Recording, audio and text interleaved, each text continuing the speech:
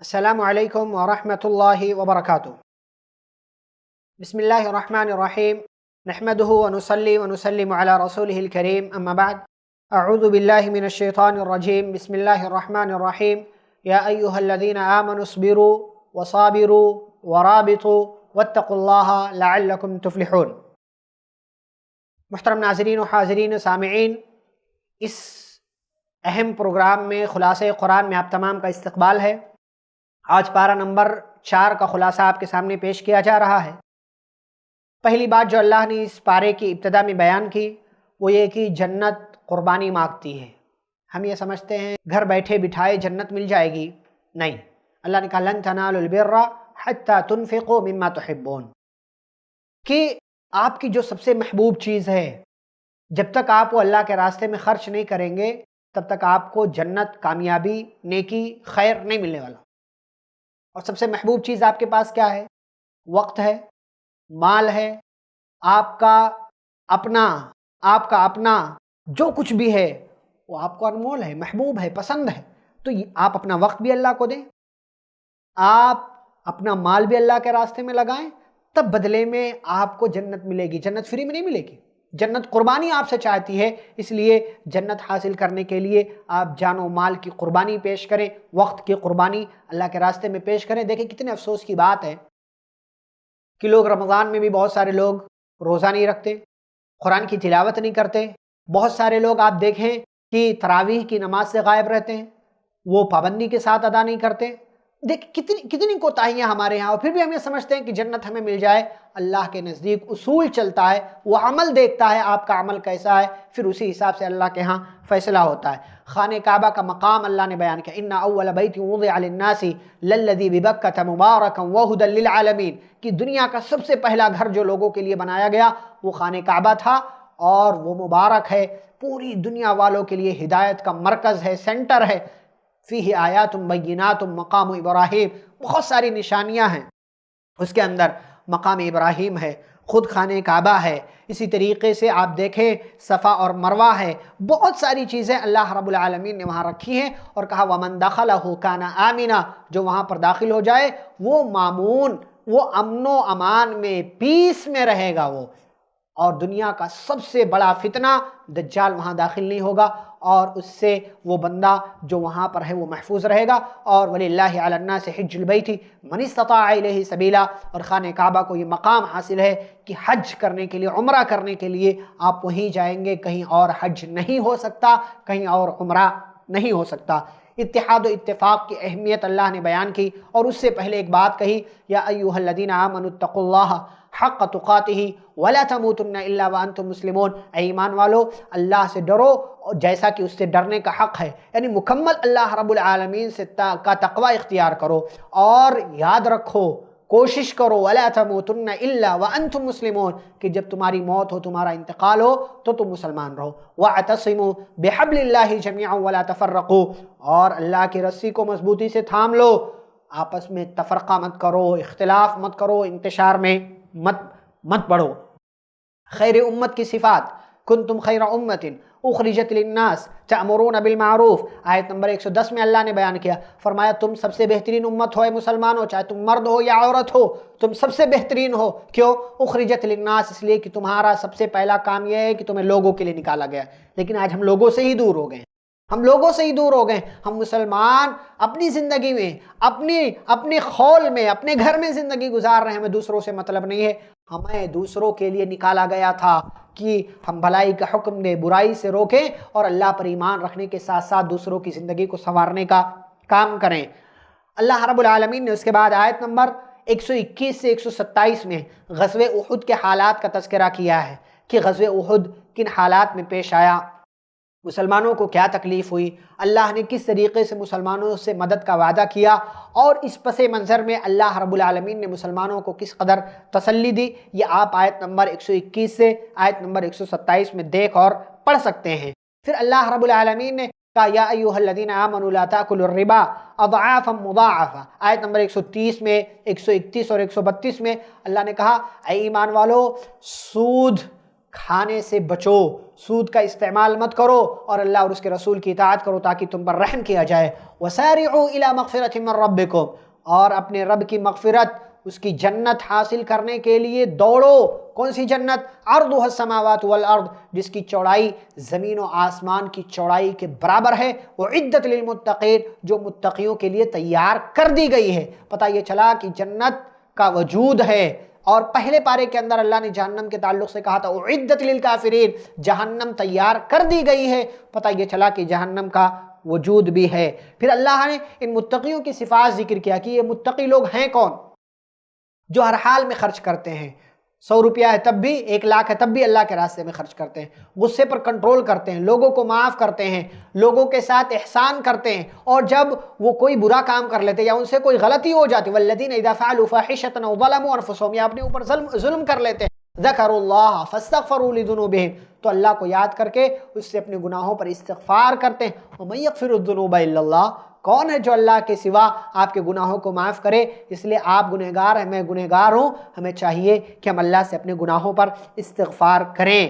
پھر اللہ نے ایک عقیدہ ہم اور آپ کو دیا ہے، ہمارے عقیدے کی اصلاح کی ہے کہ پیارے رسول صلی اللہ علیہ وسلم کا انتقال ہو چکا ہے، اور جب انتقال پیارے نبی صلی اللہ علیہ وسلم کا ہوا تو صحابہ کرام کے حالات کو اور ان کے دماغ کی اصلاح کے لیے حضرت ابوبکر صدیق رضی اللہ تعالیٰ عنہ نے یہی آیت پڑھی تھی، سورہ آل عمران کی آیت نمبر 144، وما محمد الا رسول قد خلت من قبلہ الرسل، کہ محمد صلی اللہ علیہ وسلم ایک رسول ہیں اور اس سے پہلے بہت سارے رسول آ چکے۔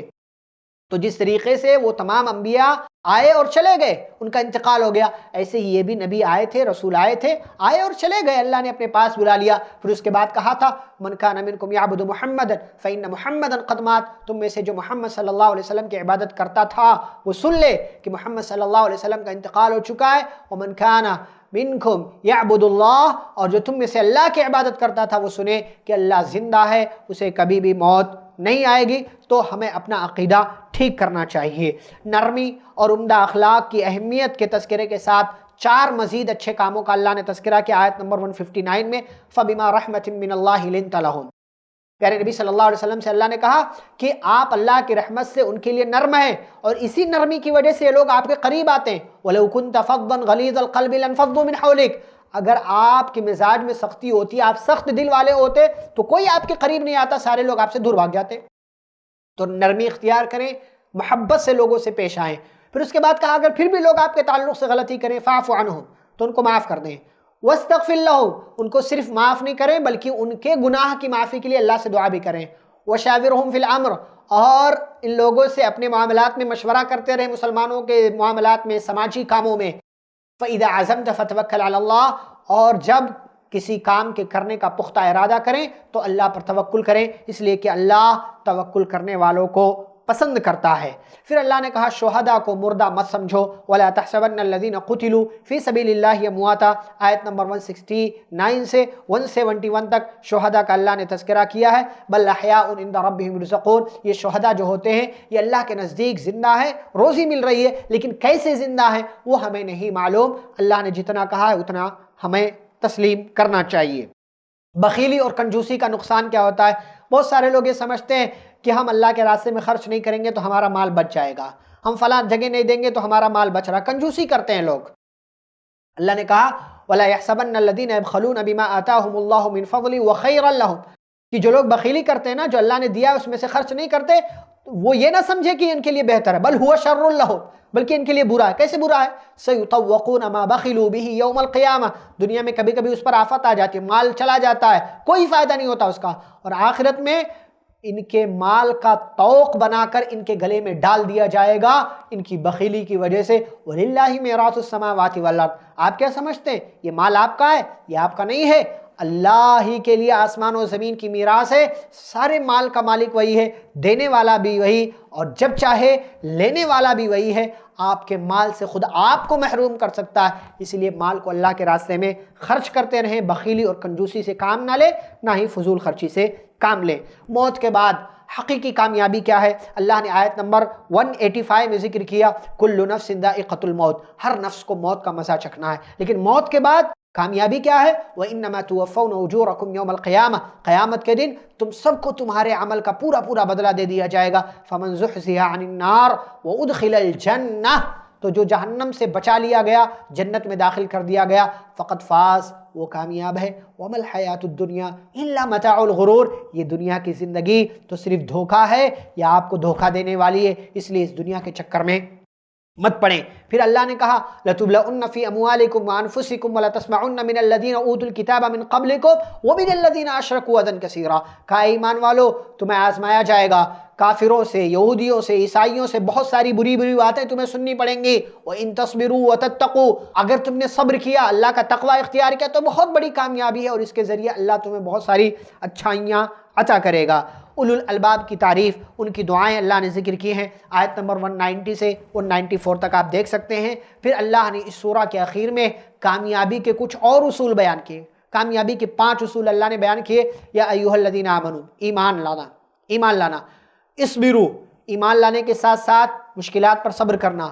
وصابروا، آپس میں ایک دوسرے کو صبر کی تلقین کرنا، مضبوطی کے ساتھ جمع رہنا. ورابطوا، ہمیشہ اپنے لیے، اپنی حفاظت کے لیے، گھر والوں کی حفاظت کے لیے، دین کی حفاظت کے لیے تیار رہنا. واتقوا اللہ، اور اللہ کا تقوی اختیار کرنا. لعلکم تفلحون، تاکہ تم کامیاب ہو جاؤ. یہ اصول اللہ نے اس سورہ کے بالکل آخری آیت نمبر 200 میں 200 میں دیا ہے. اس لیے کامیابی اگر چاہیے تو ایمان لائیں، صبر کریں، دوسروں کو صبر کی تلقین کریں، آپس میں جڑ کر رہیں، اور دین کی حفاظت کے لیے، خود اپنی حفاظت کے لیے تیار رہیں، اللہ کا تقوی اختیار کر کے زندگی گزاریں. اس کے بعد سورۃ النساء شروع ہوتی ہے، اور یہ عورتوں کے نام سے مکمل سورہ اللہ نے رکھی ہے. کیوں؟ اس لیے کہ اس کے اندر بہت ساری باتیں، خاص طور سے عورتوں کے مسائل کا اللہ نے تذکرہ کیا ہے، اسی لیے ان کے نام سے یہ سورہ منسوب کر دی گئی. اس سورہ کے ابتدا میں پہلی آیت میں ہی اللہ نے اپنا تقوی اختیار کرنے کا حکم دیا. یا ایھا الناس اتقوا ربکم، اے لوگو اپنے رب کا تقوی اختیار کرو، جس نے تمہیں ایک جان سے پیدا کیا اور پھر اسی جان سے اس کا جوڑا بنایا، اور ان دونوں سے بہت سارے مرد، بہت ساری عورتیں دنیا کے اندر پھیلا دیے. واتقوا اللہ الذی تساءلون بہ والارحام، اور اس اللہ سے ڈرو جس کا نام لے کر تم آپس میں ایک دوسرے سے مانگتے ہو. والارحام، اور رشتہ داری کے بارے میں اللہ سے ڈرتے رہو. ایک سے زائد نکاح کی اللہ نے اجازت دی ہے مردوں کو، مگر عدل اس کے اندر بنیادی شرط ہے. فَانكِحُوا مَا طَابَ لَكُم مِّنَ النِّسَاءِ مَثْنَىٰ وَثُلَاثَ وَرُبَاعَ فَإِنْ خِفْتُمْ أَلَّا تَعْدِلُوا فَوَاحِدَةً. کہا جتنے چاہ نکاح کرو، 2 سے 3 سے 4 سے، لیکن اگر عدل نہیں کر سکتے، نا انصافی کا خوف ہے، فواحدتاً، تو ایک پر اکتفا کرو اور اس کے ساتھ اچھائی کے ساتھ زندگی گزارو. اس کے بعد اللہ نے وراثت کی اہمیت اور اس کی تفصیل بیان کی ہے. فرمایا للرجال نصیب مما ترک الوالدان والاقربون، کہ جو ماں باپ یا دیگر رشتہ دار مال چھوڑ کر جائیں اس میں مردوں کا حصہ ہے. وللنساء نصیب مما ترک الوالدان والاقربون، اور جس طریقے سے مردوں کا حصہ ہے ویسے ہی عورتوں کا بھی حصہ ہے. مما قل منہ او کثر، چاہے وہ چھوڑا گیا مال کم ہو یا زیادہ ہو. نصیبا مفروضا، مرد کو اور عورت کو جو حصہ اللہ اور اس کے رسول صلی اللہ علیہ وسلم نے بتایا ہے وہ حصہ دے دیا جائے گا. لیکن آج مرد لے لیتے ہیں، بھائی لے لیتے ہیں، بہنوں کو، عورتوں کو محروم کر دیا جاتا ہے. یہ ہمیں سمجھنے کی ضرورت. پھر اس کے بعد آگے اللہ نے آیت نمبر 7، 11 اور 12 میں اللہ نے تفصیل بیان کی ہے کہ کیا کیا دینا ہے، کب کب دینا ہے، کس کی موجودگی میں کس کو کتنا ملے گا. یہ آپ وہاں پر آیت نمبر 7، 11 اور 12 میں دیکھ سکتے ہیں. زمانے جاہلیت میں زنا کی کیا سزا تھی، توبہ کب قبول ہوگا، توبہ کب قبول نہیں ہوگا، یہ جاننے کے لیے آپ آیت نمبر 15 سے 18 تک پڑھیں کہ زمانے جاہلیت میں زنا کی سزا کیا تھی. توبہ اس وقت تک قبول ہوگا جب تک کہ آپ کی موت کا وقت نہیں آ جاتا، روح نکالے جانے کا وقت نہیں آ جاتا. جب روح نکالے جانے کا وقت ہو، موت آ رہی ہو اور فرشتے روح قبض کرنے کے لیے تیار ہو، تو ایسی صورت میں آپ کی توبہ اللہ کے ہاں مقبول نہیں ہوگی. اور اس سورہ کی آیت نمبر 23 میں جو اس پارے کی آخری آیت ہے، اللہ نے محرم خواتین کی تفصیل بیان کی ہے کہ اے مردو تمہارے لیے کون کون سی عورتیں حرام ہیں. حرمت علیکم امہاتکم وبناتکم واخواتکم وعماتکم، پوری تفصیل اللہ نے بیان کی ہے. تو آیت نمبر 23 میں اور اس کے بعد 5ویں پارے کی ابتدا میں آپ محرم خواتین کی تفصیل جان سکتے ہیں، سمجھ سکتے ہیں. یہ چند باتیں تھیں جو پارہ نمبر 4 کے خلاصے کے طور پر آپ کے سامنے پیش کی گئیں. اللہ رب العالمین سے دعا ہے اللہ ہمیں ان باتوں کو سننے، سمجھنے، عمل کرنے، دوسروں تک پہنچانے کی توفیق عطا فرمائے. آمین. صلی اللہ علیہ نبی الکریم. والسلام علیکم ورحمۃ اللہ وبرکاتہ.